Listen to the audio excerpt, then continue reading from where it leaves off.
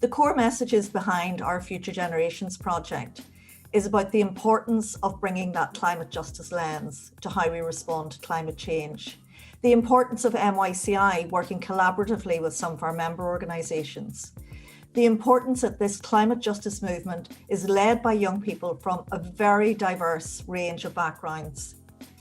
The project has taken a very holistic approach to partnership in that it includes a broad cross-section of each of the partner organisations, including senior managers, youth workers and young people.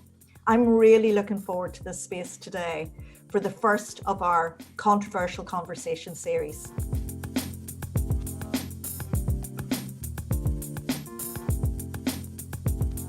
Can everybody afford to be green? I don't know.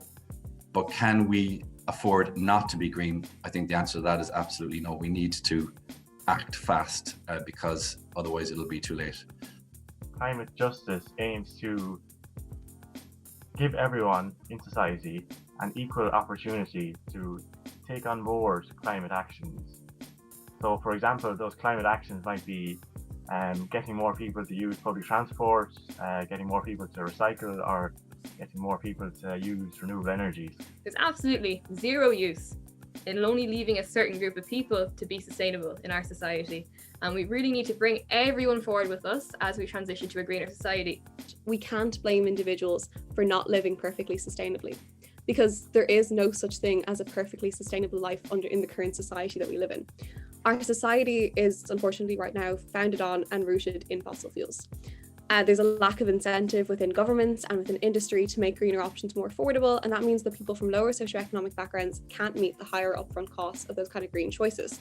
Even then, electric cars are a more sustainable option, but they're not a sustainable solution by comparison to public transport. We've seen major, not only underinvestment, but also deliberate removal of some of the green options. Who was busily, while she was making me a cup of coffee, was washing and rinsing her milk cartons. And I said to her, "Oh, are you going to the recycling centre?" And she goes, "No, I'm putting them in the blue bin." To which I highlighted the fact that for the past 3 years, that her recycling was not being recycled and it was all being put into the bin. And she got very annoyed. And her whole attitude was, is it just because they think we're travellers that we're not capable of recycling? If you're coming home from, say, a really long day of work, putting in really long hours as many people do, and you're faced with the choice of either spending some time with your kids or learning about a confusing, abstract concept like the climate crisis, I think I'd know what choice I'd make anyway. When I think of climate justice, I think a little bit of the coming together or the connect between social and environmental issues. And it's recognizing that interconnectedness and the people's interdependence on each other across the globe is what's really key to better ensuring our understandings of the problem and really that we have an openness to finding more useful responses. And those responses may be local or regional or national or indeed even global.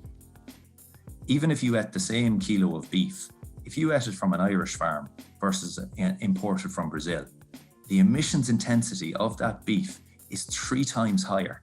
You would have to eat 3 kilos of Irish beef to have the same emissions as a single kilo. So 3 burgers for every 1 burger, just because the origin of that beef is coming from deforestation beef.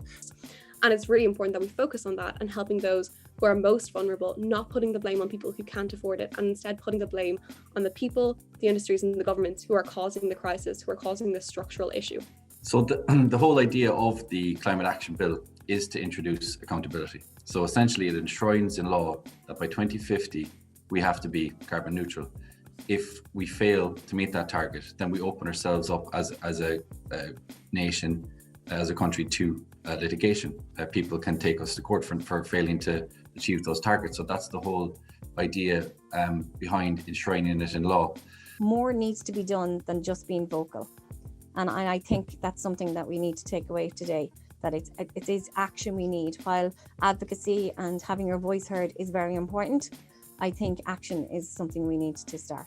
So much that was such an important perspective to bring into this conversation, because appallingly, and I think it is absolutely horrific, but I actually haven't really heard like a travelling community voice in discussions about climate, which is absolutely not okay. Like that should not be allowed. It shouldn't have even got to today, that this is really the first time properly.